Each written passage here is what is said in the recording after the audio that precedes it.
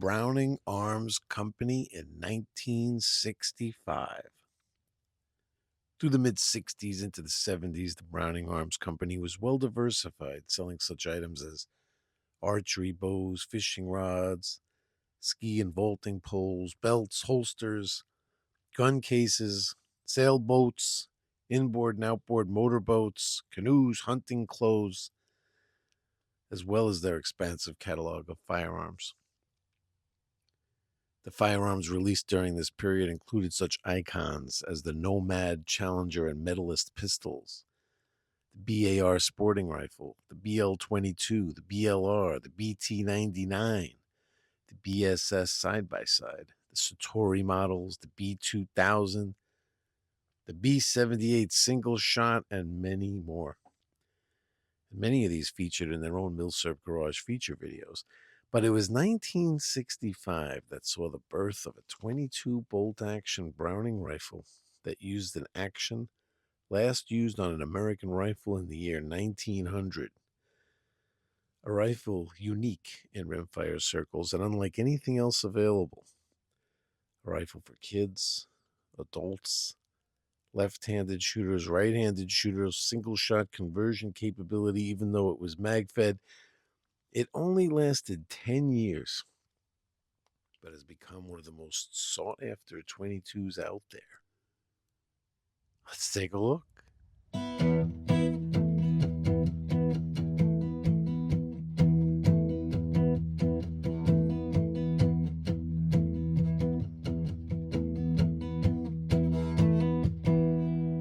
Milsurp Garage. Here we have the iconic Browning T-Bolt 22 caliber repeating rifle. Introduced in 1965. The same year Browning began their relationship with Moroku of Japan. But the T-Bolt was strictly Belgian manufactured by Fabrique Nationale in Belgium. This is a 22 caliber long rifle chambered bolt action rifle with a 24-inch barrel and a 5-round detachable box magazine. While that might sound very conventional, it has a bit of a secret. The bolt action is a type rarely used and never before adapted to 22 rimfire until Browning resurrected it in 1965. Straight pull action. Instead of an up, back, forward, down action, we just have back and forth. That's it.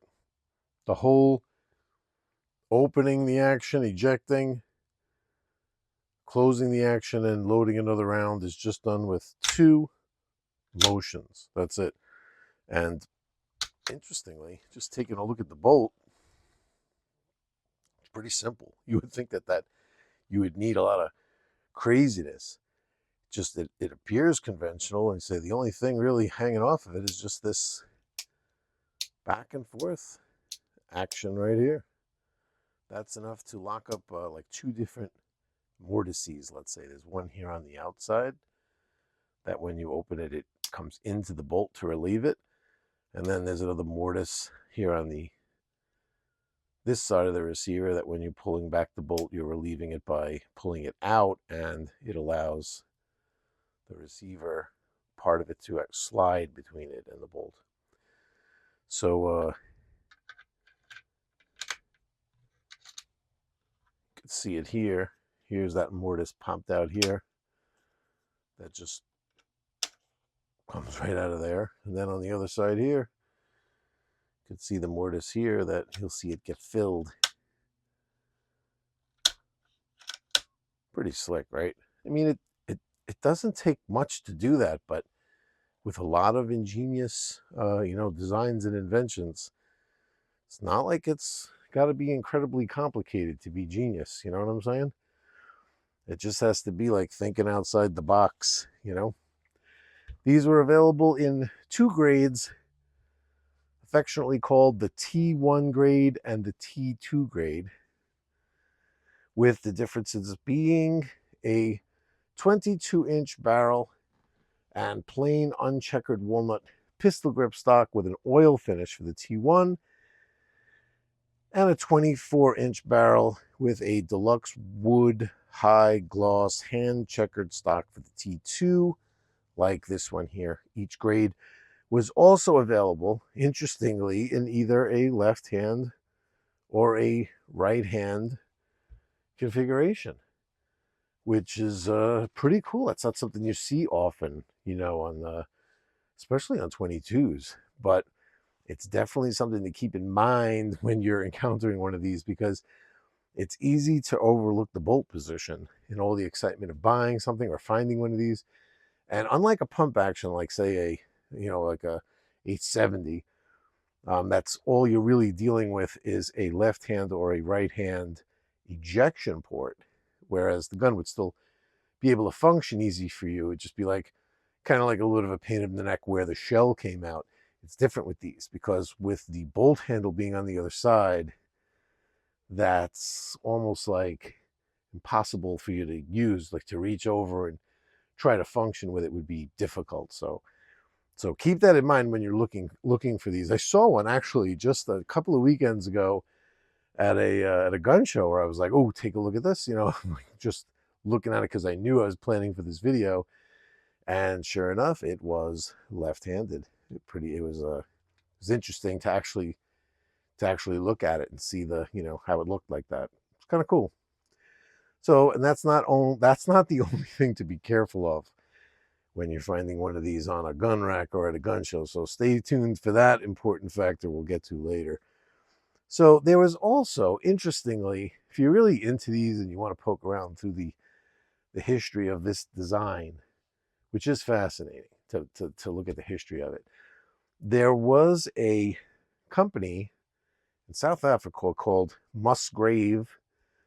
They're a huge producer of guns in South Africa. We might not hear of them, but this Musgrave company came out with a gun in the 80s called the Ambidex. So what that had is, there was a designer that worked at Musgrave that was really into this rifle. It was like, he loved it. It was like his favorite rifle. And he kind of liked the fact that they were left hand and right hand, and he had one of each. And this guy kind of noticed that the bolt, right, there really wasn't much difference between the left hand bolt and the right hand bolt. It was mirror imaged, I mean, of course, but he was looking at it and he was like, you know, you could kind of incorporate the left hand and the right hand features into just one bolt, just by removing a pin and kind of moving the firing pin around. He figured out a way where he's like, you could do that. You could make a bolt that would fit in both of them. And then he realized you could just make a receiver that's able to adapt to both of them. Sure enough, that's exactly what his designs were for, was for a rifle where you'd be able to swap the bolt from the left side to the right side. Why you would want to do that, I don't know. I mean, you're either a lefty or a righty, right? So I don't know, but that was his thing. I think he left the company and someone picked up his work that was like left behind, you know what I mean, and actually completed this thing. He might have actually been working on it maybe before the 80s. He might have actually been working on it in the 70s. And then somebody picked up where he left off and finished it all in the 80s. They didn't make much of these, like 400 of them in several different grades. But it didn't really go far, but they exist out there and they're interesting to research. So again, these were made from 1965 to 1974 in Belgium exclusively by FN, and about 67,000 were made. Now in 1978, there's a lot of like weird info on this. In 78, FN assembled and sold about 3,000 more out of leftover parts, and there's a lot of questionable information. You know, a lot of it is conflicting from several different sources on these parts guns, we'll call them, right? So here's what I can tell you about these parts guns, because I've seen it with my own eyes, is that they may be marked with only FN roll marks. No Browning identifications at all, FN only. And also that the T1 and T2 stocks, these two different grades, could be all mixed up and jumbled. They could kind of come any which way. I've seen so many different combinations. They didn't follow the normal grading that they followed for the 67,000 made through Browning. For instance, a 24-inch barrel rifle with an oiled finished stock could exist, but a checkered stock, but oil finished, or any other strange non-conventional setup. So these parts guns, about 3,000 of them, were made from 1978 to 1981 and are supposedly not as desirable to collectors for some reason. That is weird, right? Because they're so much more uncommon. You think those would be the ones that are the diamonds out there, the diamonds in the rough, but that's not what collectors' guides say. I mean, I'm not going to get too much into the serial number stuff here, how to identify them and how to decipher.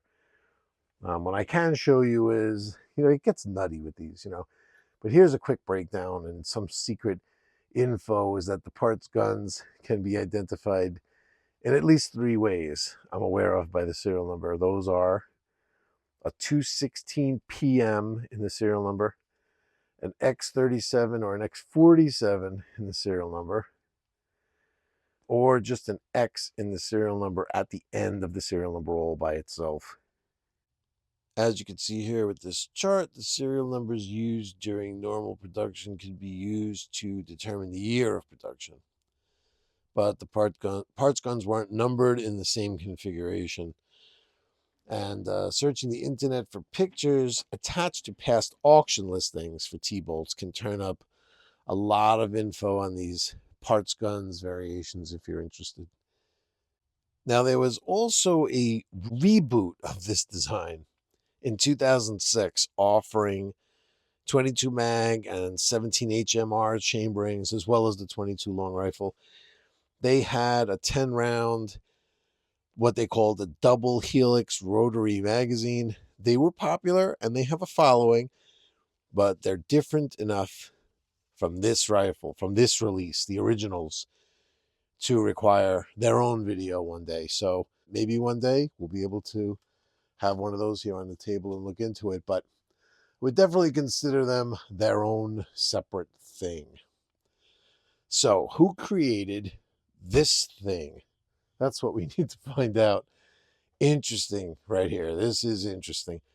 So, this departure from common rimfire rifles, right? It must introduce a few characters new to us here at the Milsurp Garage, right? I mean, it has to be. Well, let's start at the top with Browning themselves.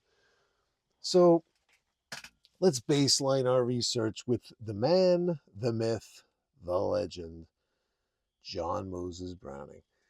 John Moses Browning was the son of a gunmaker himself named Jonathan Browning. So as much as people think John Moses Browning stepped out of the clouds and started being awesome at making guns, he learned this from his dad. His dad wasn't near as successful, of course. You don't really hear much about him, but was successful enough to create a son that was as awesome as JM. So John Moses Browning, being second generation, was born in 1855. I make those mistakes all the time. He was born in 1855 and died in 1926. We've talked about John Moses Browning so much. Well, we don't really talk much about the family, so we don't really get into these other guns that are pertinent. One of his sons, Val Allen Browning, was born in 1895 and at 25 years old became the manager of manufacturing Browning Arms in Liege, Belgium. Served as his father's representative to Fabrique Nationale in Herstal in 1920.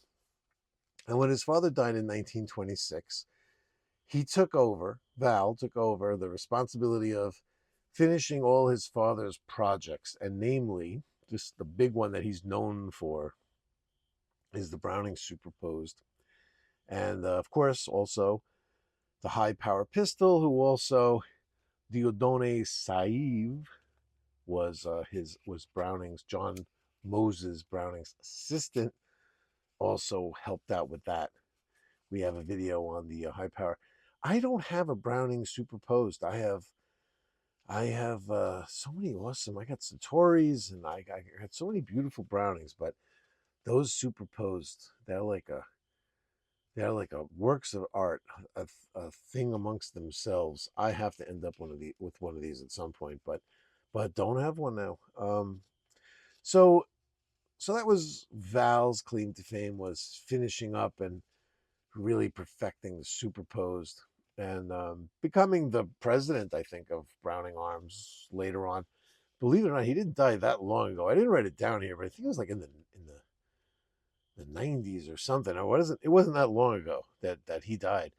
But in 1928, 2 years after John Moses Browning had died, Val Browning fathered the what was now the fourth and last generation of Browning gunmakers. His son, Bruce Warren Browning, in Liege, Belgium. Now there were other kids. I don't like John Moses Browning had other kids besides Val, and I think Matt Browning was that was the guy that really was like the genius of the company for that him and John Browning worked together. So I don't want you to think these are the only characters here in the family. There's more, but this is the lineage I'm following here to like this rifle. So Val Browning fathered Bruce Warren Browning, 1928, and as Bruce learned the trade and studied machining and worked his way up to the head of research and development for Browning, he was known for several of Browning's best offerings around this time, or ever, but like around his era, were notably the Medalist 22 pistol and the BAR sporting rifle, which were his designs. And here are some of his patents for these. Here is the Medalist. These were all assigned to Bruce. So if you want to take a look at these patent numbers and look them up, these are for the BAR sporting. And there's another one for the BAR. These are all Bruce's patents. And one of his projects on the research and development front came in 1964 with a design that came to his attention, which was patented. Now this is where this gets crazy. This was patented by a 70-year-old spare time gunsmith named Stanley Donaldson from Seguache. That's the best I could pronounce it. Seguache, Colorado. So the patent number 3257749. This was filed on November 23rd, 1964. This was a design so innovative. It used a straight pull action never before adapted to rimfire use. Yet it remained conventional in appearance and general function to not scare away those afraid of something new, which happens a lot with guns. And Bruce Browning went all in 1965, supporting, using this design to come out with the T-bolt, and the T-bolt was born. Look at this patent. You have to pull this one.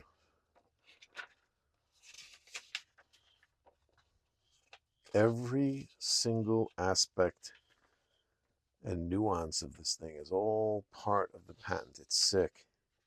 There's that little mortise on the other side. And I like how detailed this one is. And I also like, look at this, how this is all explained. So yeah, like I said, something that just seems so simple. It doesn't seem complicated. Okay, try that from the design front. As much as something seems simple. Now, an interesting thing with these patents, I've always wanted to discuss this, but never did. So I'm going to tell you how the research all started. Let me get the rifle up out of the way a little bit. I'm going to show you something. So, a few years ago, I was researching T.G. Bennett. I was looking in my Winchester handbook, doing research on when T.G. Bennett met up with John Browning, how that meeting first went. A lot of people think it was over a gun, like him buying the single shot, but that's not what it was. Bennett visited Browning because Browning was infringing on a patent. This was the patent. It had nothing to do with Winchester wanting to buy guns from him. At least this is what I got out of the information I'm reading. You'll probably find some book that contradicts this, but this is how I think it went. I've read enough about it to think this is the story. That Mr. Bennett shows up at Browning's offices to show him this patent and be like, hey, your cartridge reload, your making, what is it called? Cartridge reloading tool, or it was a loading tool. So it was being infringed upon. Browning was using a tool that was infringing on one of Winchester's patents. And they just want to iron that out. And that's how the relationship first started. You know what I mean? And what's interesting is that in this book, I've had this book for years, and it says in here that it was Winchester owned the patent for a reloading tool patented by A.V. King in 1880. Now, I couldn't find this patent. It didn't have the number. It's not A.V. King. I had looked for years to find out what that was. I thought it was nonsense. That I was like, it's V.A. King. Once I just found just the transposition of those two letters in a book that's supposed to be a good book. I mean, this is a good book, but it's supposed to be, look, you took the time to sign it, Mr. Mattis. You know, don't sign it. Save that time and get it right, because for years I couldn't find this patent. Then once I found it, it turned into reading about this patent. Then it turned into learning and reading about reloading tools, because this would be an awesome video to talk about this, like how was their first interaction where these guys met. Well, something very similar happened here. That happened to me years ago, right? Well, here I had to find this patent for the T-bolt. I knew it existed. I'm here. This is my Matt Eastman book. Come on, this is the Matt Eastman book. The Matt Eastman book here. Here we are. Page, what are we on? Page 342. Original prototype was designed by Jack Donaldson of Suguachi, Colorado. They did get the name of the Colorado town right, but got his name wrong. Jack Donaldson. It's not Jack Donaldson. It's S. Donaldson. What was it? Sam? What was his name again? It's Stanley Donaldson. So just because the name was different, it doesn't list the patent number here. I'm looking for a Jack Donaldson that made a gun patent, couldn't find it, wanted to do this video, really needed this patent. Name was wrong. Why is everybody getting names wrong? And these are books that we're supposed to trust here. So just a little pet peeve of mine. These authors need to start getting stuff right. How am I supposed to steal your information and make YouTube videos if your information is wrong? Well, anyway, let's take a look at this thing. So one thing that this thing had that we don't see here is actually like a feature of this gun that's missing on mine. It is the rear sight. It had a rear sight that was dovetailed to be able to slide forward and back in the scope mount, the rail for the scope mount. So you could put it ahead of the ejection port, behind the ejection port, right up on your eye, a little further away. It's kind of cool that you could move it around and put it wherever you want. But mine didn't come with that. And if you look for them online, they're expensive. And, there's something where some of them have like a plastic base or something. The base, the rail that squeezes into the rail is plastic. There's some people that say it's like not the greatest quality.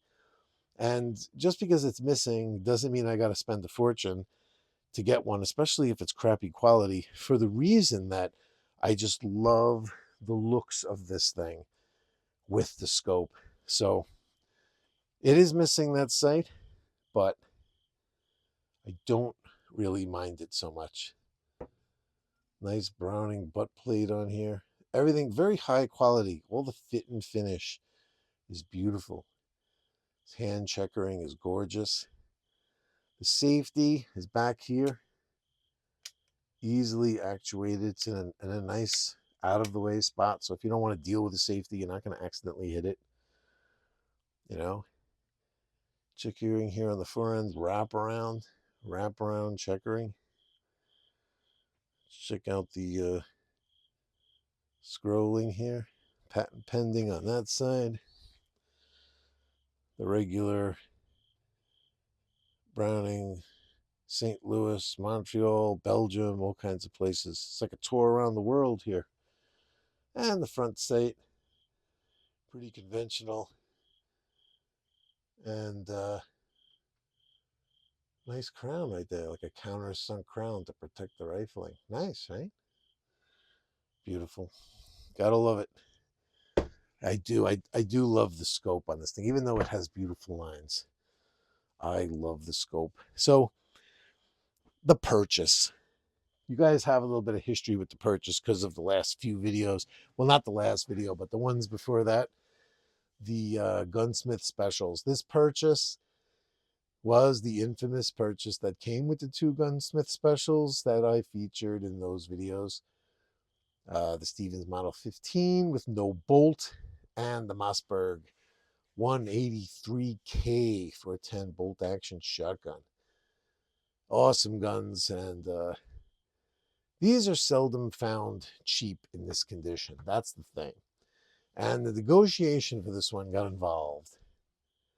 And as bargaining over price only went so far, we stagnated on the price. It was like, nope, not going any lower than that.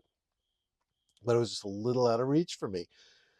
So other factors entered into the equation, and ended up with those other 2 examples that you see right there as part of the deal. And that's what sealed the deal for me. You know, it doesn't always have to be about the money.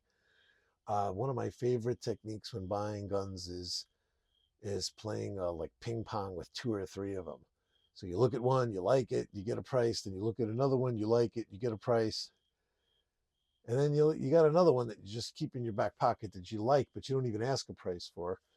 You know, and then you bounce around the price of this one, the price of that one. You try to combine them into a deal. And then when you're all said and done, and if you're not really where you need to be, then you pull that third one out of your pocket and you go, you know what, throw in that one for this much and you got a deal. You know, like that kind of thing. I get crazy with mixing them all up. And it works out a lot that way, because when all is said and done and you get home with them and you look at it, you're like, wow, each one of these I got pretty cheap. So it's might be your 2-month budget on buying stuff, or 3-month, or whatever it is, whatever you're budgeting yourself, but you can use it all up at once instead of a little at a time, kind of thing. If that makes any sense. So, well, here's another factor to watch out for with these. I know I told you I'd tell you about another one. If you're buying, no video on this rifle would be complete without discussing the Browning salt wood debacle. So sit back. If you smoke cigars, get out the lighter and relight that thing. It went out. Pour yourself a drink. And let's talk a little bit about this, because it's a little involved. And I feel like I really need to tell the whole story. So bear with me here. Now, this is another one of those topics that there's a lot of misinformation. And I'm not saying I definitely have the greatest information, but I got a lot of good books written by a lot of really good historians, firearm historians. So I really kind of get my info. I pick my information from places that I can trust. Let's put it that way. So in the mid 60s, right when this rifle came into being, Fabrique Nationale was having difficulty finding acceptable high grade French walnut for their stocks. It was Browning, actually, that had to bear the brunt of this, right? So Harm Williams was Browning's vice president of sales back then. He heard about a guy named Joe Oakley. And Joe Oakley was in the business of clearing trees from power lines in Sacramento, California. This region has a high concentration of claro walnut trees. And well, there might be all these rules about cutting down trees when it comes to right of ways for high tension lines. There you go. They got to go. And this claro walnut had a beautiful, highly figured grain. And Joe Oakley had a huge inventory of this stuff. So Mr. Harm Williams paid a visit to Mr. Oakley to see this treasure trove of claro walnut. So Mr. Williams was impressed with what he saw, right? This was good stuff. And the decision was made for Oakley to supply claro wood blanks for all of Browning's needs. Great deal. Now, during the preparation process, the wood was found to need air drying. Wherever it was stored, whatever they were doing with it, it was like a lot of it was soaked. So Browning set up a kiln and they consulted experts. They weren't just, going out on a whim here, figuring that they knew what they were doing. They consulted these experts at the University of California at Davis, to determine the best procedure. What is the best way to dry this wood? The kiln drying process was time consuming, and even at this slow drying rate, the claro walnut was over drying and had cracking. And this was coming at a time where Browning was very short on suitable walnut. So some further research was done and a new method was found. And this method was sold to Browning in 1965 by the Morton Salt Company. Okay, that's right, salt. This method of drying the wood with salt, now this was used for many years in the furniture industry with great success. Um, Furniture is just made of wood and it just sits there made of wood. You don't have to worry about much else but just drying the wood. You weren't using the wood to combine it with steel. You know what I mean? So that could have been a big mistake that nobody realized that. But this process was promised to speed up Browning's drying process and eliminate this cracking. Okay. So Browning tested this method independently, and they didn't find any reason for worry. No problems. It was working. So this was the process in an area about the size of a football field. 5 foot by 5 foot by 8 foot stacks of stock blanks were covered with salt, and the salt was supposed to leach out the moisture, dry the wood quickly without cracking. The process worked, but the wood stacking procedure caused the moisture from the blanks on top of the stacks to run down to the stacks below, and there wasn't proper drainage, so the bottom stacks were soaked in this brine solution, the lower wood blanks. So although the blanks all appeared superficially dry, whether soaked in brine or not, the affected lower blanks contained enough salt to react to and damage metal that it came in contact with over time. The time it took and the amount of damage was dependent on the amount of salt in the wood in question, which was, of course, was determined by where it sat in these stacks of wood blanks. And once everything gets all mixed up, who knows? That's why this problem is kind of weird. That some people say, like, you know what you're talking about. It's not a problem. It's like, That guy evidently had a piece of wood from one of the top stacks. You know what I'm saying? So some details I found about this were that this problem curing was done in the U.S. only. There's a lot of people say this was a Belgian problem. That's not true. The curing was done here in the U.S. from 1967 to 1969. That doesn't sound like much of a problem if it's only like 2 years, right? But this affected 90% of all stocks for all Browning firearms. And the problem was first discovered on, you guessed it, our T-bolt rifle right here. This was the rifle that it was first discovered as damaging the wood. This is where it came to light. So the problems continued to show up, believe it or not, as late as 1972 for certain reasons we'll get to in a minute. But it wasn't just, you know, narrowed down to those couple of years I just mentioned, but in smaller numbers later on. But this 1970 T-bolt is therefore in the danger zone of being affected because of that. So the reason this went on for so long is that when the problem was first discovered, the wood blanks they already had begun shipment to Belgium. So FN at that point, since they're now arriving in Belgium, they tried several fixes, including using the cranes that pick up the pallets of wood. They dunked into the River Meuse during the offloading in an attempt to wash the salt away. And this had limited success, unfortunately. Other methods were used at the suggestion of several chemical experts, and Browning kept up hope that some or any of these methods would prove effective. So all through the years, like, we got an answer. This is what we'll do. And then they did it, and they made guns out of it. And like, nope, it didn't fix it. It didn't fix it, but it made it maybe a little bit better. That's why by 70, you might expect it's not going to be a terrible problem. 67, 69, yeesh, a little bit more. You might have gotten one thrown in there before they started taking these fix-it methods, but nothing really, it just was not fixing the problem completely. So in 1972, Browning decided to just end the whole fiasco by good for burning the whole affected wood supply, or at least whatever was left of it. So Browning's excellent lifetime warranty came into play for a lot of these damaged guns, these rusting guns, because they had lifetime warranties, right?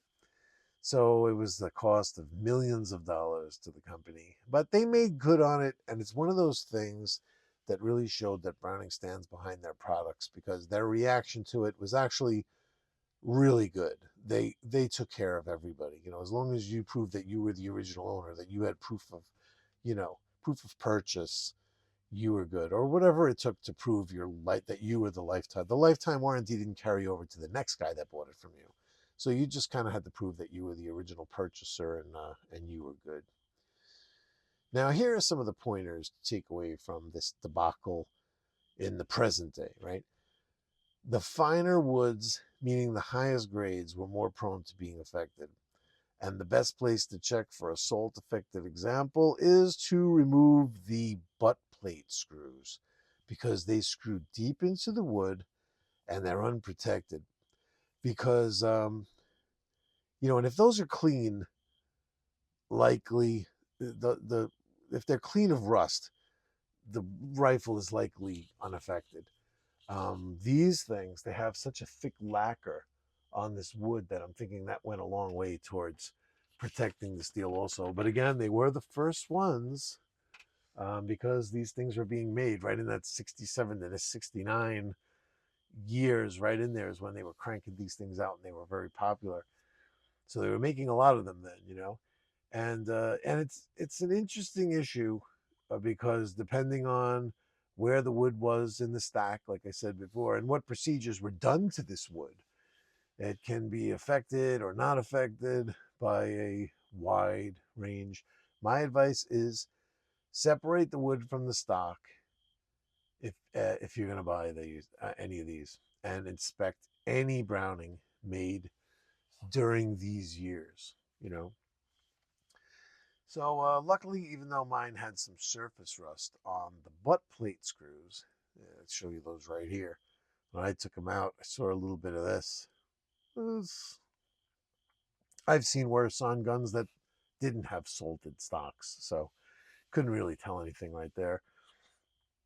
But after removing the receiver itself, underneath the wood, I'm seeing this strange looking deposit on the metal and that I never seen before. So thinking that that kind of looks like it could be this salting crap, you know, but it just wiped off. It could have been late rust, caused by being slightly affected by the salted piece of wood. But there are also chemical tests that can be done, but I don't really see a reason to pursue it that far. It didn't have a lot of damage underneath the wood, and since 1970, if that's what it looks like, I think I'm going to be good. So let's move on to shooting it. I went through several scopes in my scope stash and finally settled on this one. I love this scope. It's perfect for this rifle. When I dropped it on, it was only off by a teeny bit and actually adjusted right into place. It was perfect. And although, like I said, this rifle has smooth lines, I just love the feel. I love the feel of a scope on this guy. Its shoulder's nice, and the sight picture is right on my eye level immediately as soon as I put it to my shoulder. I found this rifle to be very accurate. The straight pull action is very fast, very reliable. The weight at 6 pounds here with the T2 is perfect. The balance was perfect. The magazine was easy to load, insert, and remove. High quality feel at the range with this guy.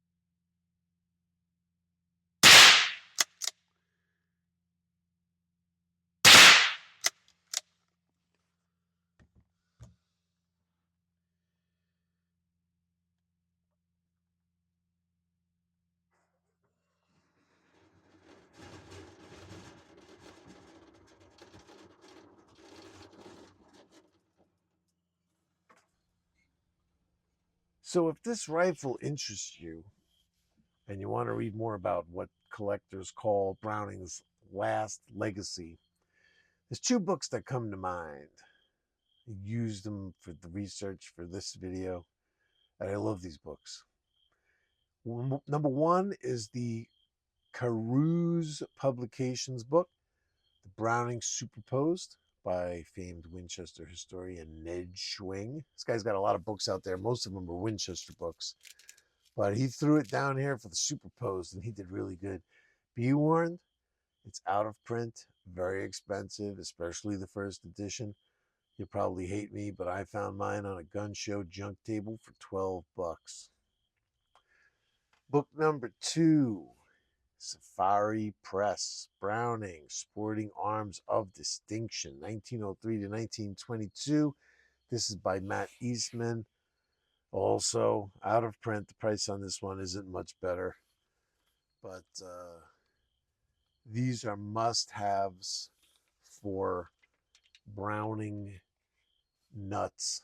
You have to keep your eyes open to see if you could find one of these things laying on some gun show table and scoop it up. So you know what we forgot to do? Check out our realistic snap caps firing through here. Realistic snap caps. Find these things online. Use coupon code Milsurp Garage for 10% off. That's one word straight across, Milsurp Garage. Oh, you know what we could do that's really cool? Before we even do that, let's get out a straight pull that you might be familiar with. This is the Milsurp Garage channel after all. We got to start doing some videos all over again on some of these beautiful examples. This is the K31. We got our realistic snap cap, 7.5 by 55 Swiss rounds already inside the mag. But this is what you think of when you think of straight pull, right? What an awesome design, right? These Swiss. I got to be careful with this ejecting because it ejects straight up and I'll go right into the camera and break the lens here. There we go. Nice. Or we'll gouge one of these stocks with these rounds. Man, these things are crazy. So that's a straight pull, right? I love how they adapt this to this cute little rifle. So check this out. We got the 5-round mag down here. You could find 10 rounders for these. Part of the criticism that these things had when they were new was people didn't like the fact that they only had a 5-round mag. I don't know. It doesn't really bother me with a rifle like this. You know what's nice? It's nice when the magazines fit flush in these rifles.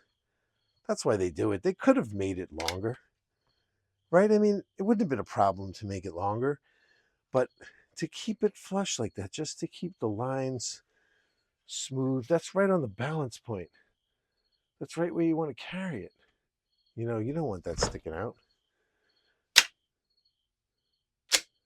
How awesome is that?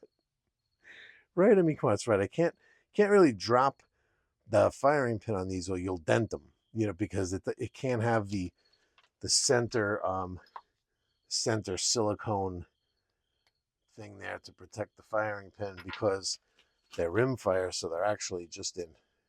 This one, look, I had dropped the hammer on this one before, but most of them you'll see are not like that. Wow, here's another one that I did. A lot of mistakes made.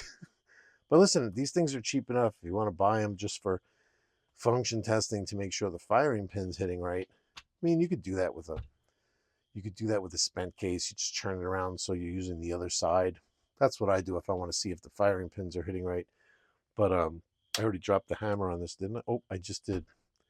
Said not to do that, and I just did. That's why there's 2 dented ones. And make that 3 dented ones. Well, might as well use that for the video. Yeah, that was a pretty nice shot. Wow. Yeah, this thing hits pretty hard. Caved in the whole bottom of it. Look at that. No problem with the firing pin there.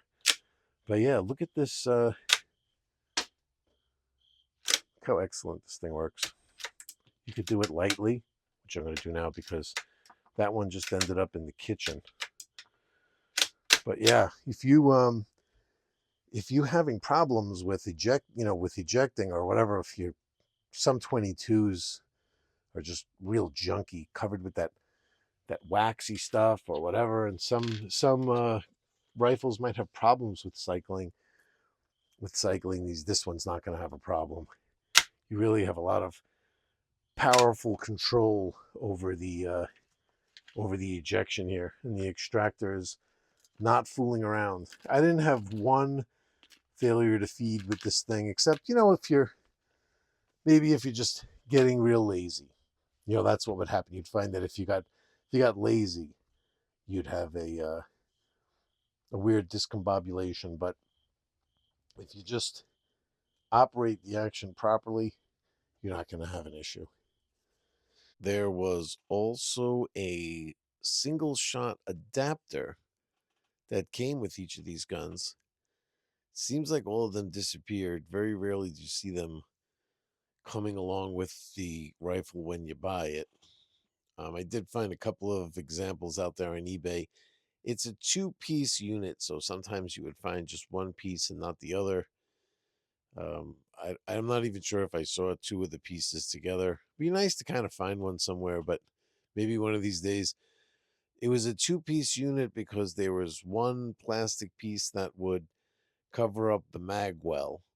You would remove the magazine, and that piece would go in the mag well, and then there was another piece that went inside the receiver. Both of these were plastic, and the piece that went inside the receiver was just kind of like a ramp that you would drop the round on. And with this single shot adapter, you would be able to fire shorts, longs, or long rifles, whereas with the magazine, you were just stuck to long rifle only. So that's a pretty cool thing to have if you're teaching a young shooter or something like that. The fact that you can convert it like that to just be used for a single shot was pretty cool. So that's the T-bolt, ladies and gentlemen. A nice Belgian-made Browning with a very unique patented design on a receiver, sporting the only American straight pull action made since the 1900 Lee straight pull rifle. And all of that wrapped up in a rimfire 22. Take care, and see you all next time.